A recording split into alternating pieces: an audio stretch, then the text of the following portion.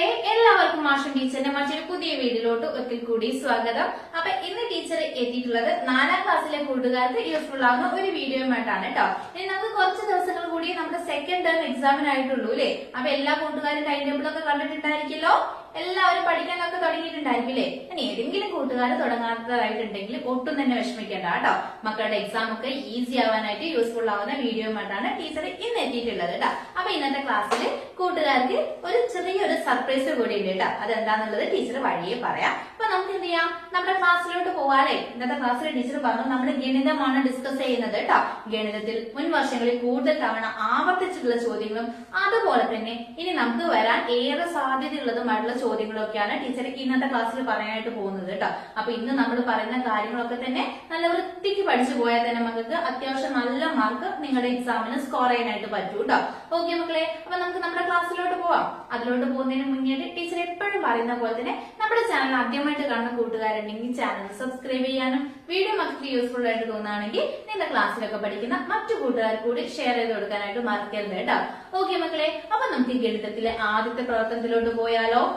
അവിടെ നോക്കിക്കേ മക്കളെ, ടീച്ചർ ഇവിടെ ചെറിയൊരു ടേബിൾ കൊടുത്തിട്ടുണ്ട് അല്ലെ. നോക്കിക്കേ, ഇവിടെ എന്താ തന്നതെന്ന് വെച്ചാല് നമ്മുടെ സ്കൂൾ കലോത്സവത്തിലേക്ക് LP വിഭാഗത്തിൽ നിന്നും UP വിഭാഗത്തിൽ നിന്നും അതുപോലെ തന്നെ HS വിഭാഗത്തിൽ നിന്നും പങ്കെടുത്തിട്ടുള്ള കുട്ടികളുടെ എണ്ണം അടങ്ങുന്ന ഒരു പട്ടികയാണ് നമുക്ക് ഇവിടെ തന്നിട്ടുള്ളത്. ഇതുപോലെ ഒരു ടേബിൾ തന്നിട്ടായിരിക്കും മക്കൾക്ക് ഒന്നാമത്തെ ഒരു പ്രവർത്തനം ഉണ്ടായിരിക്കുക കേട്ടോ. അല്ലെങ്കിൽ ഏതെങ്കിലും ഒരു പ്രവർത്തനം ഇത്തരത്തിലൊരു പട്ടികയൊക്കെ തന്നിട്ടായിരിക്കും ഉണ്ടായിരിക്കുക. അപ്പൊ നമുക്ക് ഇവിടെ ചെയ്യേണ്ടത് എന്താന്ന് വെച്ചാല് 4 അക്ക സംഖ്യകൾ ഉപയോഗിച്ചിട്ടുള്ള കൂട്ടാനും കുറയ്ക്കാനും ഗുണിക്കാനുമുള്ള ക്രിയകളാണ്. ആ ഒരു ക്രിയകളൊക്കെ ചെയ്താൽ നമുക്ക് എന്ത് ചെയ്യാൻ പറ്റും, ഇത്തരത്തിലുള്ള ഒരു പ്രവർത്തനം വരികയാണെങ്കിൽ അതിൽ നിന്ന് ഫുൾ മാർക്ക് മേടിക്കാനായിട്ട് പറ്റും. അപ്പൊ ഇവിടെ നോക്കിക്കാൻ മക്കളെ, ഇവിടെ നിങ്ങൾക്കുള്ള ചോദ്യം ഇതാണ്. നമുക്ക് ഇവിടെ തന്നിട്ടുണ്ട് LP വിഭാഗത്തിൽ നിന്ന് 2318 കുട്ടികൾ പങ്കെടുത്തു, UP വിഭാഗത്തിൽ നിന്ന് 1980 കുട്ടികൾ പങ്കെടുത്തു, HS വിഭാഗത്തിൽ നിന്ന് 2050 പേര് പങ്കെടുത്തു. മക്കൾക്ക് ചോദിക്കുക എങ്ങനെയാണ്, UP വിഭാഗത്തെക്കാൾ എത്ര കുട്ടികൾ അധികമാണ് LP വിഭാഗത്തിൽ നിന്ന് സ്കൂൾ കലോത്സവത്തിന് പങ്കെടുത്തു എന്നുള്ളത്. എന്താണ് മക്കളെ, UPയേക്കാൾ എത്ര കുട്ടികൾ അധികമാണ് LP വിഭാഗത്തിൽ നിന്ന് നമ്മുടെ സ്കൂൾ കലോത്സവത്തിന് പങ്കെടുത്തു എന്നുള്ളത്. അപ്പൊ അത് കണ്ടെത്താനായിട്ട് നമ്മൾ എന്താണ് ചെയ്യുക?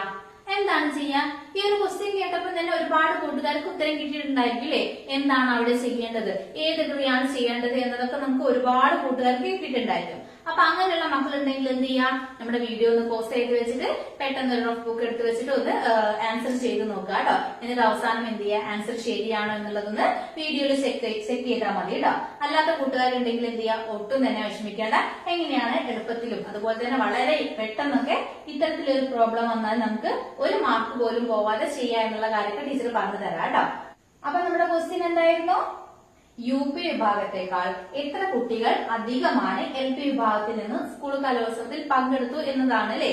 അപ്പൊ നമുക്ക് എന്ത് ചെയ്യാം, ഈ ഒരു ചോദ്യം ചെയ്യാനായിട്ട് ടീച്ചർ നേരത്തെ പറഞ്ഞിട്ടുള്ള ആ ഒരു സാറെ കൂടി നമുക്ക് വിളിച്ചാലോ? ടീച്ചർ നേരത്തെ പറഞ്ഞിട്ടുണ്ടായിരുന്നില്ല നിങ്ങൾക്ക് ഒരു സർപ്രൈസ് കൂടി ഉണ്ടെന്നത്. അപ്പൊ മറ്റൊന്നുമല്ല, അപ്പൊ ഇന്ന് മുതൽ ടീച്ചർ മാത്രമായിരിക്കില്ല നിങ്ങൾ ക്ലാസ് എടുക്കുന്നത്, നമുക്ക് മറ്റൊരു സാറ് കൂടി ക്ലാസ് എടുക്കും കേട്ടോ. അപ്പൊ ഇതാണ് നമ്മുടെ ക്ലാസ് എടുക്കാനുള്ള സാറ്. അപ്പൊ സാറ് നമുക്ക് പറഞ്ഞു തരും എങ്ങനെയാണ് ഇത്തരത്തിലൊരു പ്രോബ്ലം വരികയാണെങ്കിൽ പെട്ടെന്ന് വർക്ക്ഔട്ട് ചെയ്യുക എന്നുള്ളതാണ്. ഹായ് ഫ്രണ്ട്സ്, അപ്പൊ നമുക്ക് നോക്കിയാലോ, ടീച്ചർ പറഞ്ഞ പ്രോബ്ലം ഒന്ന് ചെയ്ത് നോക്കിയാലോ? എല്ലാവരും റെഡിയല്ലേ? ഓക്കെ, ടീച്ചർ ചോദിച്ചത് UP വിഭാഗത്തേക്കാൾ എത്ര കൂടുതലാണ് LP വിഭാഗത്തിൽ പങ്കെടുത്ത കുട്ടികൾ എന്നാണ്. അപ്പൊ നമുക്ക് നോക്കാം. UP വിഭാഗത്തിൽ ആകെ 1980 കുട്ടികൾ മാത്രമേ പങ്കെടുത്തിട്ടുള്ളൂ. എന്നാൽ LP വിഭാഗത്തിലോ 2318 കുട്ടികൾ പങ്കെടുത്തിട്ടുണ്ട്. അതായത് UP വിഭാഗത്തേക്കാൾ കുറച്ച് കുട്ടികൾ കൂടുതൽ എവിടെ പങ്കെടുത്തിട്ടുണ്ട്, LP വിഭാഗത്തിൽ പങ്കെടുത്തിട്ടുണ്ട്. അപ്പൊ നമുക്ക് എത്ര കുട്ടികൾ കൂടുതൽ പങ്കെടുത്തിട്ടുണ്ടെന്ന് നോക്കാം. അതിന് എന്ത് ചെയ്താൽ മതി, നമുക്ക് ഈ വലിയ സംഖ്യയിൽ നിന്നും അതെ ചെറിയ സംഖ്യ കുറച്ച് നോക്കിയാൽ മതി. അപ്പൊ ഒന്ന് ചെയ്ത് നോക്കിയാലോ? എല്ലാവരും പെട്ടെന്ന് പെന്നും പെൻസിലും ഒക്കെ എടുത്തിട്ട് ചെയ്തേ. ആദ്യം നമുക്ക് 2318 എഴുതാം. എന്നിട്ട് എന്ത് ചെയ്യണം, കുറയ്ക്കണം. എന്നിട്ട് UP വിഭാഗത്തിലെ 1980 എഴുതാം. എന്നിട്ട് എങ്ങനെ കുറയ്ക്കുക, അതെ 8ൽ നിന്നും 0 കുറച്ചാല് 8 തന്നെ. 1ൽ നിന്ന് 8 കുറയ്ക്കാൻ പറ്റാത്തതുകൊണ്ട് സാർ 1നെ ഇങ്ങോട്ട് എടുത്ത് 11ൽ നിന്നും 8 കുറച്ചു. 11ൽ നിന്ന് 8 കുറച്ചാൽ 3 അല്ലേ? ഓക്കെ, ഇനി ഇവിടെ സാറിന് ബാലൻസ് 2 ഉള്ളൂ. 2ൽ നിന്ന് 9 കുറയ്ക്കാൻ പറ്റില്ല. സാറ് ഇവിടുന്ന് 1 ഇങ്ങോട്ട് എടുത്തു. ഇവിടെ ബാലൻസ് 1. 12ൽ നിന്നും 9 കുറച്ചാല് അവിടെ വീണ്ടും 3 വന്നു അല്ലേ? ഇവിടെ 1ൽ നിന്ന് 1 കുറച്ചാൽ 0. അത് സാർ എഴുതുന്നില്ല. അപ്പൊ കൂട്ടുകാർക്ക് 4 സംഖ്യ കുറയ്ക്കാൻ അറിയാമെന്ന് വിചാരിക്കുന്നു. ആർക്കെങ്കിലും കുറയ്ക്കാൻ അറിയില്ലെങ്കിൽ സാറിനോട് പറയാം. സാറ് വേറൊരു ക്ലാസ് ചെയ്യുന്നുണ്ട്.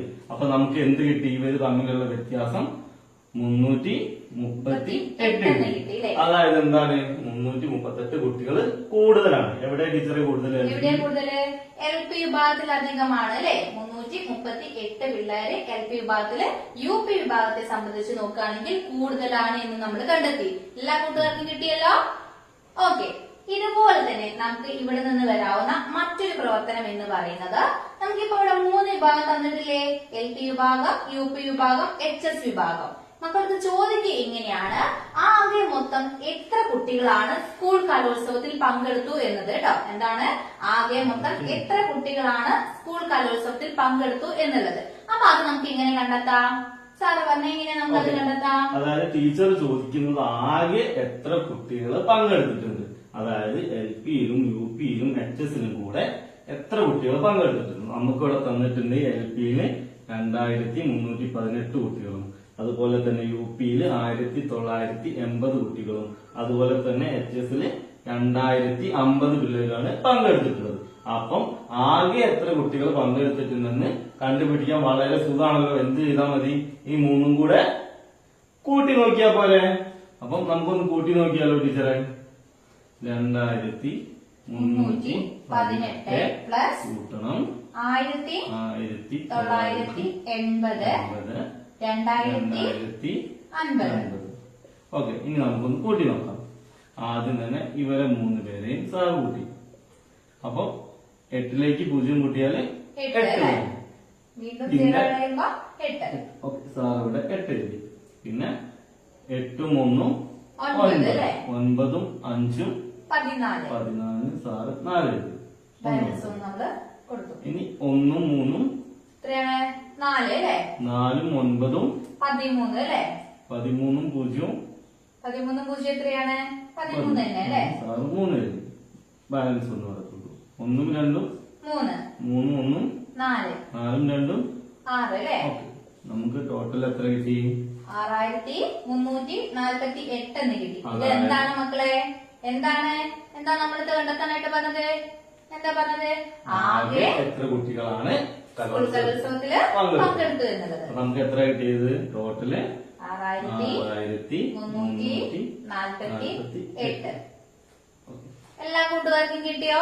അപ്പൊ നമ്മൾ ഇവിടെ 2 ക്രിയകൾ ചെയ്തു അല്ലെ? ആദ്യം നമ്മൾ എന്ത് ചെയ്തു? 4 അക്ക സംഖ്യകൾ നമ്മൾ കുറയ്ക്കാനുള്ള ക്രിയ ചെയ്തു. ഇപ്പൊ എന്ത് വന്നു? 4 അക്ക സംഖ്യകൾ നമ്മൾ ആഡ് ചെയ്യാനായിട്ട് വന്നു അല്ലെ? അപ്പൊ എന്ത് ചെയ്യാ? ആഡ് ചെയ്യാനും അതുപോലെ തന്നെ സബ്സ്ട്രാക്ട് ചെയ്യാനൊക്കെ ബുദ്ധിമുട്ടുള്ള കൂട്ടുകാർ എന്ത് ചെയ്യാ? പെട്ടെന്നൊന്ന് ചെയ്ത് പഠിക്കാട്ടോ. നമുക്ക് എന്തായാലും ഇത്തരത്തിലുള്ള പ്രോബ്ലം നമ്മുടെ പരീക്ഷയ്ക്ക് ചോദിക്കുന്നതാണ്. ഓക്കെ, ഇനി ഇതുപോലെ തന്നെ നമുക്ക് ഈ ഒരു ഭാഗത്ത് നിന്ന് വരാവുന്ന മറ്റൊരു ചോദ്യം എന്ന് പറയുന്നത്, നമ്മുടെ സ്കൂൾ കലോത്സവത്തിൽ പങ്കെടുത്തിട്ടുള്ള കൂട്ടുകാർക്കൊക്കെ അറിയായിരിക്കില്ലേ, നമുക്ക് അവിടെ സ്കൂളിൽ നിന്ന് ഉച്ചയ്ക്ക് ഭക്ഷണം കിട്ടുമല്ലോ, ഉച്ചഭക്ഷണം കിട്ടും. അപ്പൊ നമുക്ക് അവിടുന്ന് പായസവും അതുപോലെ തന്നെ വെള്ളമൊക്കെ തരാനായിട്ട് ഗ്ലാസുകൾ ഉണ്ടായിരിക്കല്ലോ. സ്റ്റീൽ ഗ്ലാസുകളാണല്ലേ പൊതുവെ കണ്ടുവരാറുള്ളത്. അതുപോലെ തന്നെ നമ്മുടെ ഈ സ്കൂൾ കലോത്സവത്തിലും എന്തുണ്ടായിരുന്നു? അവർക്ക് വെള്ളം കുടിക്കാനും പായസം കുടിക്കാനും ഒക്കെ ആയിട്ട് സ്റ്റീൽ ഗ്ലാസുകളായിരുന്നു ഉണ്ടായിരുന്നത്. അവിടെ ആകെ മൊത്തം സാറേ 2250 സ്റ്റീൽ ഗ്ലാസുകളാണ് ഉള്ളത്. സാറൊന്ന് എഴുതിക്ക്. 2250 സ്റ്റീൽ ഗ്ലാസുകളാണ് കുട്ടികൾക്ക് വെള്ളം കുടിക്കാനും മറ്റുമായിട്ട് കമ്മിറ്റിക്കാർ മേടിച്ചിട്ടുണ്ടായിരുന്നത്. അപ്പൊ ഇവരിത് എന്ത് ചെയ്തു? വാടകയ്ക്ക് എടുക്കുകയാണ് ചെയ്തിട്ടുള്ളത്. അപ്പൊ നമ്മൾ വാടകയ്ക്ക് എടുക്കുകയാണെങ്കിൽ ആ ഗ്ലാസുകൾ തിരിച്ചു കൊടുക്കുമ്പോൾ അവിടെ ഒരു പൈസ കൊടുക്കണമല്ലോ.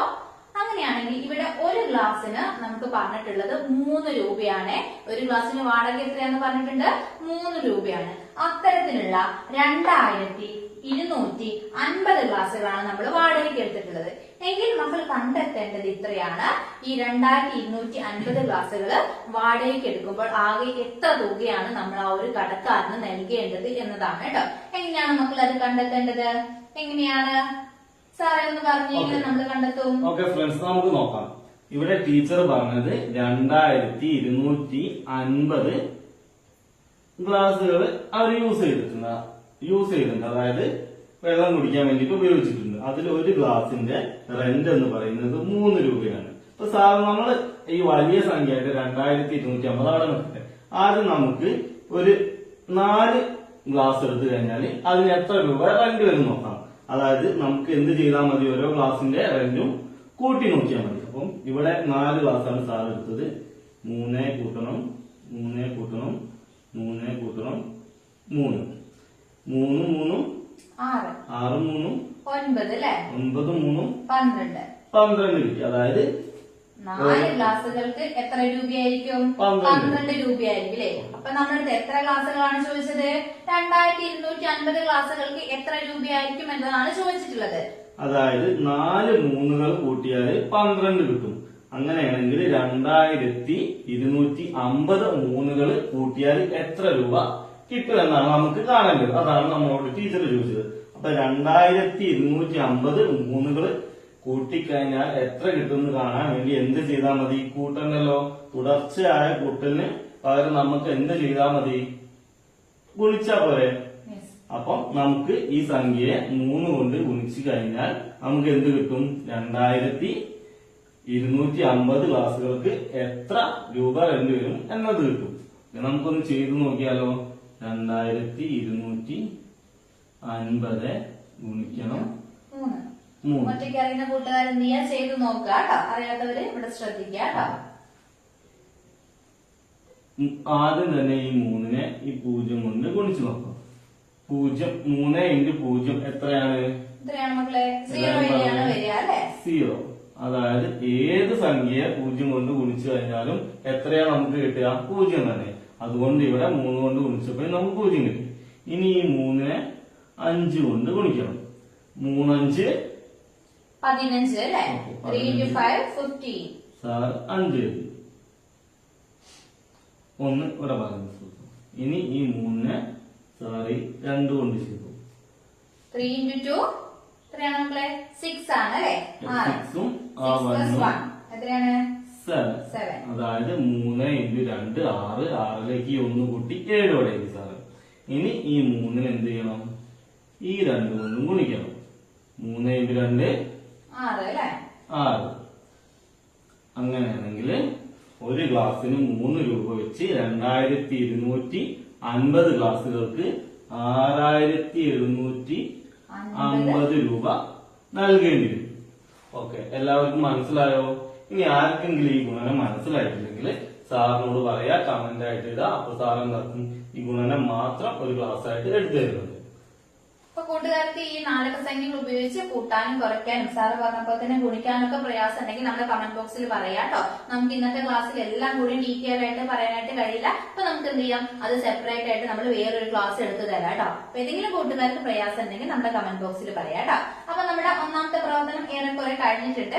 അപ്പൊ ഇത്തരത്തിലൊക്കെ ആയിരിക്കും മക്കൾക്ക് ഒരു ചോദ്യം വരിക കേട്ടോ. എല്ലാവരും എന്ത് ചെയ്യാം? ഇവിടെ നിങ്ങൾ പ്രധാനമായിട്ടും പഠിക്കേണ്ടത് 4 സംഖ്യകൾ ഉപയോഗിച്ച് കൂട്ടാനും കുറയ്ക്കാനും ഗുണിക്കാനും ഒക്കെയുള്ള കണക്കുകളാണ് കേട്ടോ. ഓക്കെ മക്കളെ, അപ്പൊ ഇന്നത്തെ ക്ലാസ്സിൽ നമ്മൾ ഒരു പ്രോബ്ലം പരിചയപ്പെട്ടു അല്ലെ? അപ്പൊ എല്ലാ മക്കളും എന്ത് ചെയ്യാം? ക്ലാസ് കഴിഞ്ഞതിന് ശേഷം ഒന്ന് വർക്ക്ഔട്ട് ചെയ്ത് നോക്കുക. അതുപോലെ തന്നെ നമ്മുടെ ചാനലിൽ മുൻ വർഷങ്ങളിൽ ഒരുപാട് ക്വസ്റ്റ്യൻ പേപ്പർ സോൾവ് ചെയ്തിട്ടുണ്ട്. അപ്പൊ ആ വീഡിയോസ് ഒക്കെ മക്കൾ കാണാം കേട്ടോ. അപ്പൊ ഇന്നത്തെ ക്ലാസ്സിൽ നമ്മൾ ഇത്രയും കാര്യങ്ങളാണ് ഡിസ്കസ് ചെയ്തിട്ടുള്ളത്. ഇനി അടുത്ത ക്ലാസ്സിൽ നമ്മൾ ഇതിന്റെ ബാക്കി ഡിസ്കസ് ചെയ്യും കേട്ടോ.